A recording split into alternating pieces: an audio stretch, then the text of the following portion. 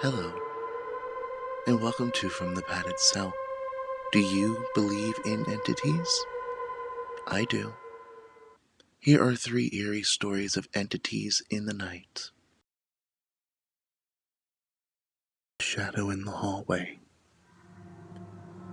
A moonless night, and the only sound was the creaking of the old house settling into silence. The thick wooden beams groaned as if the house itself were alive, breathing in the cool night air. Sarah, home alone, felt a chill creep down her spine as she wandered through the dimly lit hallway. The flickering light above her cast eerie shadows that danced along the walls, their movements erratic like twisted figures lost in a nightmare. But then, amidst the flickering, one shadow stood still, unnaturally elongated, dark, solid. Sarah's breath caught in her throat, frozen in terror. "It's too long," she said to herself. "There's no way it could look like that." The shadow stretched across the hallway like a grotesque, elongated figure. Her mind raced, telling her it was just a trick of the light, some illusion caused by the faulty bulb. Yet the longer she stared, the more the shadow seemed to pulse with a life of its own, as if breathing, living, watching. Her heart pounded in her chest, each beat loud and frantic. Sarah squinted into the gloom, trying to convince herself it was just her imagination, but no. There was no mistaking it now. The shadow was not a figment of her mind. It had form, a shape that seemed almost human but wrong. It shifted ever so slightly, its edges vibrating with a sickening subtlety. The air grew thicker, suffocating. Sarah felt her breath quicken, her limbs trembling with a coldness that can only be described as deathly. She reached for her phone, but it began to move. The shadow began to move, just a small twitch at first, a shift in position, but it was enough. Her eyes never left the shadow, and there was no denying it was following her every move. She forced herself to move, inching toward the staircase at the end of the hall, trying not to make a sound. Her pulse pounded in her ears, the silence too loud, the darkness too deep. Then the unthinkable happened. The shadow detached itself from the wall.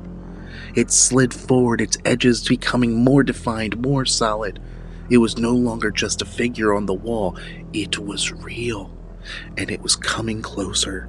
Each step it took was silent, unnatural. A ripple ran through Sarah's body as she turned and bolted toward the stairs. But as she reached the first step, the air grew thick with something cold and wet, a feeling like damp fingers brushing her neck, a whisper at the back of her mind. She could feel its presence behind her. She stumbled, nearly losing her balance as her foot slipped. She spun around just in time to see the shadow stretch toward her, its long fingers reaching out, thin, ending in sharp, jagged nails. She screamed, but no sound emerged. Silence. The figure stopped.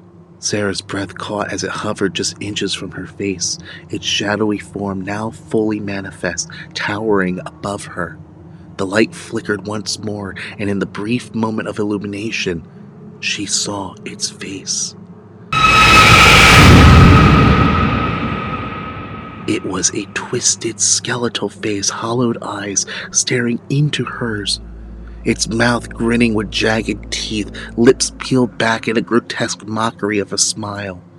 It opened its mouth, and an icy, guttural voice echoed through her mind. "I've been expecting you." Then it whispered something that made Sarah's heart stop entirely. "You shouldn't have gone back." Her mind flashed to the past, to the house's history, of the previous owners, of the ones who had disappeared without a trace, her family, who had lived there long ago. Before the house had been abandoned, they had left in a hurry, the phrase, "Don't look back, never come back," screaming in her mind. Sarah had returned, and now Sarah understood. This shadow, this thing, had been waiting for her.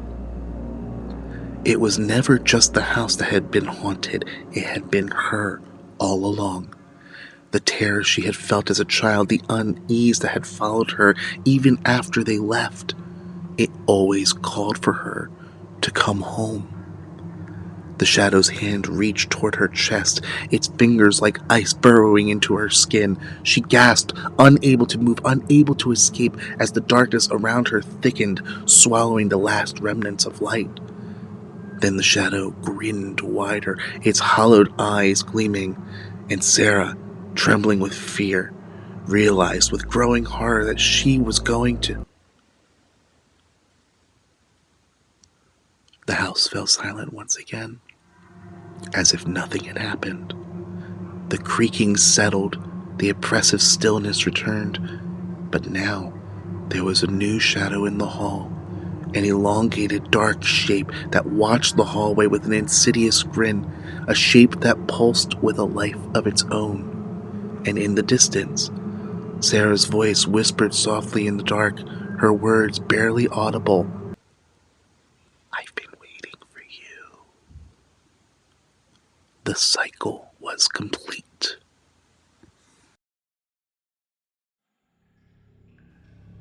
The Whispering Forest. In a remote cabin nestled deep within the woods, the night was still, broken only by the occasional rustle of leaves. The moon hung high in the sky, its pale light casting long shadows across the forest floor. Jake sat by the window, his fingers nervously tracing the edge of his glass. He hadn't meant to stay here alone. The cabin, inherited from a distant uncle he barely knew, felt colder than he expected. A thick knot of unease had settled in his stomach since he arrived. As midnight approached, Jake stared into the darkness outside, his eyes straining to see beyond the dim outline of trees. A thick fog had begun to creep in, weaving through the trunks like smoke, muting the world around him. The only sound was the low murmur of the wind stirring the branches. Then it came. A soft, haunting whisper, faint but clear, carried by the wind. It seemed to call his name. A chill ran down his spine, and his breath caught in his throat. His mind screamed at him to ignore it, but the voice was unmistakable. His name, whispered from somewhere deep within the woods. His gaze snapped to the dark expanse outside the window. He could see nothing but an endless sea of black, the trees now mere silhouettes against the foggy night. The whisper came again. "Jake." But this time it was closer. His pulse quickened. He stood from the chair, his heart pounding in his chest, and walked cautiously toward the door. His hand trembled as he reached for the handle, every fiber of his being telling him to stay inside. Yet some part of him was compelled to answer it, to find the source of that voice. It wasn't just a whisper, it was a summon, a pull he couldn't ignore. The wind howled louder as he stepped outside, his boots crunching against the dry leaves. The forest seemed to close in around him, the trees leaning inward, as if they had been waiting for him. The moon was swallowed by the fog, leaving him in complete darkness, save for the dim glow of the cabin behind him. Every step he took felt heavier, like the very earth beneath his feet was reluctant to let him go. The whispers were growing louder, clearer, more urgent. "Jake, Jake, Jake, Jake. Come closer, come closer, come closer." He stumbled forward, now moving faster, drawn into the forest as if the trees themselves were guiding him, pulling him deeper into the unknown.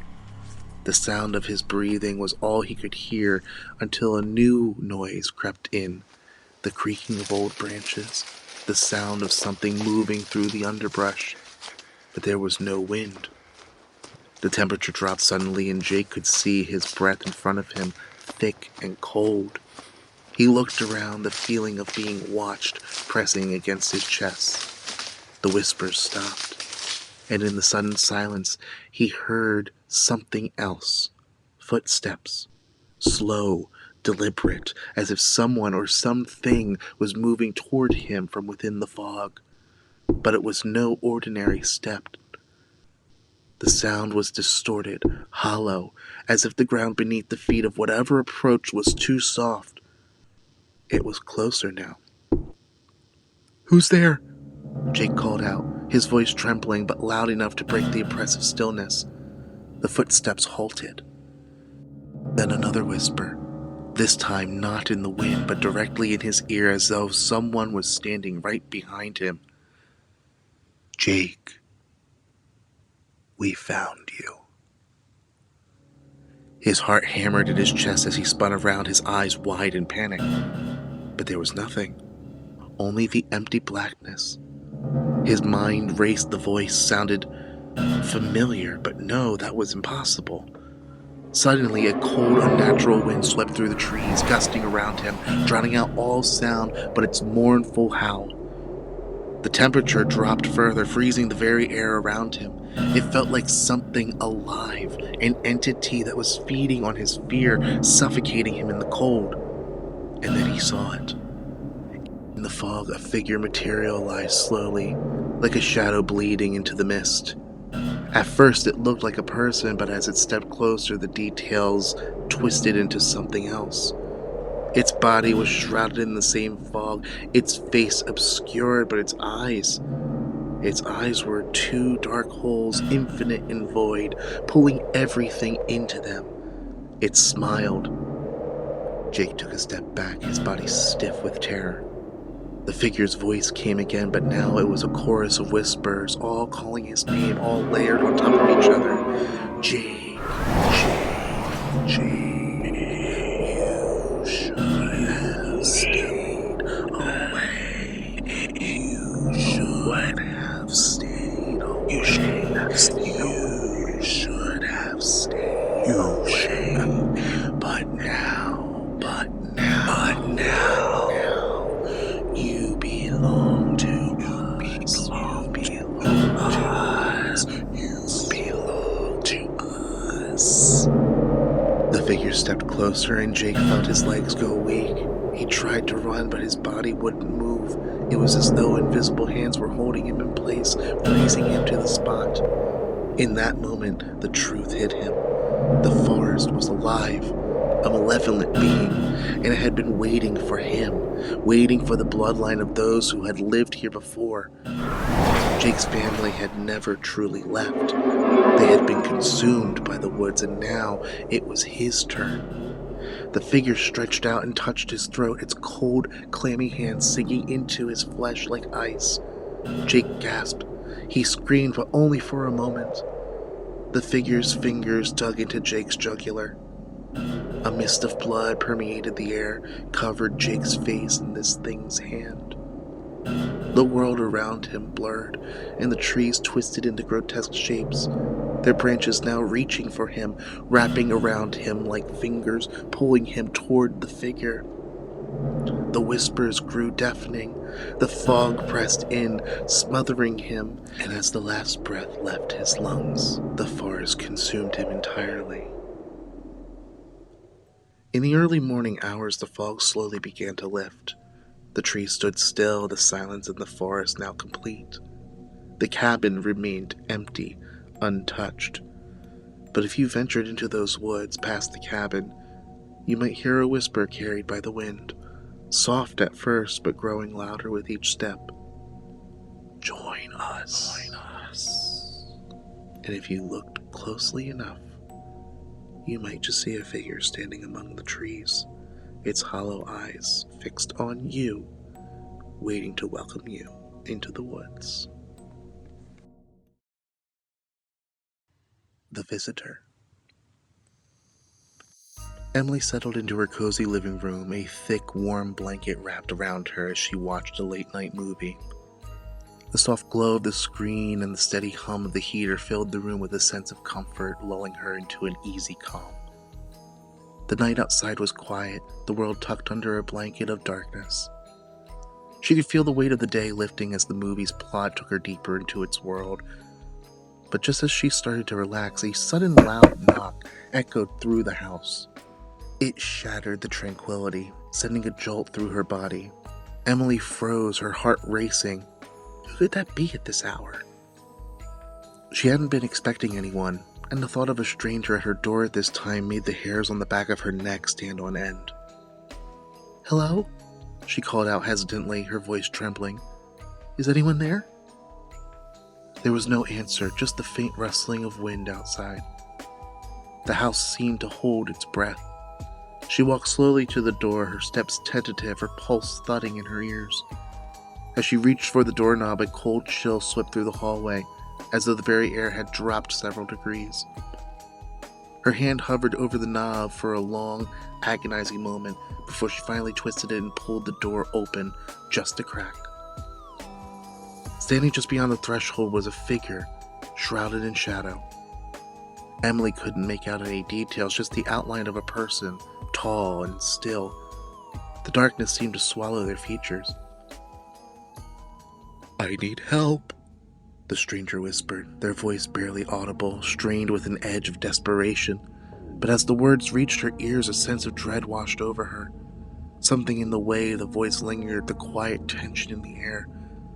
It didn't seem right. Emily's instinct screamed at her to shut the door, to run, but she found herself rooted to the spot. "Are you okay?" Emily asked, her voice barely above a whisper. The figure didn't respond right away. There was a long pause, and for a moment, all she could hear was the pounding of her own heartbeat. The stranger shifted slightly, and in that instant, Emily noticed something that froze her in place. The figure's hands were stained dark, the wetness gleamed under the faint light of the hallway. She didn't have to look closely to realize what it was. Blood. Her throat tightened and a wave of nausea swept through her. Before she could react, the figure took a step forward and a sudden gust of wind slammed the door open wider, pulling her toward it with a force she couldn't explain. Emily staggered backward, her breath coming in sharp gasps. The figure stepped inside. The door swung shut behind them with a heavy thud, the lock snapping into place on its own. Emily's eyes widened with terror, her back pressed against the wall as she struggled to find her voice. "You're hurt," she whispered, a weak attempt to break the silence, but the figure didn't answer. Instead, they took another slow step toward her. "Please, I need help," the voice came again, but it was more chilling this time. It wasn't pleading, it was calm. Too calm. A dark, unsettling shift in the air. "Help with what?" Emily asked, trying to keep her voice steady, but she could barely keep her hands from shaking. She could see now, more clearly, that the person was staring at her with unnerving focus. There was something deeply unsettling about their eyes. Dark. Empty. And then in one fluid motion, the figure reached into the folds of their jacket. Emily's heart stopped. The air seemed to grow even colder as the stranger pulled out something. A knife. Its blade glinted in the dim light. It was long, the kind of blade that could cause fatal damage with the slightest push. "I don't need help," the stranger said, their voice now completely devoid of emotion. "I need you." Fear exploded in Emily's chest. Without thinking, she bolted for the door, but the stranger moved faster, stepping in her path with surprising swiftness. She screamed, her voice cracking, but the figure didn't flinch. Instead, they watched her, their dark eyes unwavering as though studying her every movement. "You shouldn't have opened the door," they said, their lips curling into a faint, almost imperceptible smile. Emily tried to dodge, but the figure grabbed her arm with inhumane strength. The knife gleamed in their other hand, steady and precise. "Please, no," she gasped, her body trembling with fear, but the figure didn't respond. They simply watched her, their smile widening, and then with one swift motion they turned and headed toward the back door of the house, dragging her with them. "No!" Emily screamed again. But the door was already swinging open, the night air cold and dark, and just as quickly as they had appeared, the figure vanished. Emily blinked, trying to clear her fogged mind. She was alone. The knife, the blood, the horrific reality of what had just occurred. But when she looked around, no sign of the stranger remained. No trace, no movement, just the silence of the empty house. Had it been a dream? But Emily knew better. The silence was deafening, the darkness consuming. She backed away from the open door, her body still trembling, but something wasn't right. She could feel it in the pit of her stomach, the absence of something that should be there. The door swung wide open, but now, in the pale moonlight, she could see that there was no footprints in the dirt outside, no trace of anyone. It was as if the figure had never existed. The only thing left was the faintest whisper carried on the wind, almost as if it were in her head. "I'll be back." The next morning, Emily called the police, desperate, frantic. She told them everything, the blood, the knife, the stranger. But when they arrived, they found nothing. No sign of a struggle, no blood, no evidence that anyone had ever been there at all. The knife was gone. The door had been locked. She was left with only one certainty. The man had been real. He had been there, but now he was gone without a trace, as if he had vanished into the air. And she knew he would return. He always did. I hope you enjoyed my stories. Please like and subscribe. I look forward to seeing you again. Goodbye now.